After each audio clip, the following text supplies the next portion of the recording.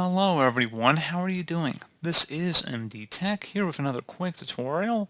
In today's tutorial, I'm going to show you guys how to enable and customize live captions on your Windows 11 computer. So basically, live captions allows you to convert audio played on your PC into text form that shows on the screen. So it's only available in English. It's specifically, I believe, the United States region. So at this time, the time of this recording, it hasn't been rolled out worldwide to all regions and language packs, but it's coming soon, probably. So anyway, just wanted to give you guys a brief tutorial about it. And without further ado, let's go ahead and jump right into it. So we're going to start off by opening up the search menu, type in settings. Best result should come back with settings. Go ahead and open that up. You want to select accessibility on the left panel here. Go ahead and left click on that.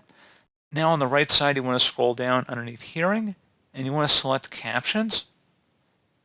And at this point, you should be able to select a caption style, whether it's white on black, small caps, large text, or yellow on blue.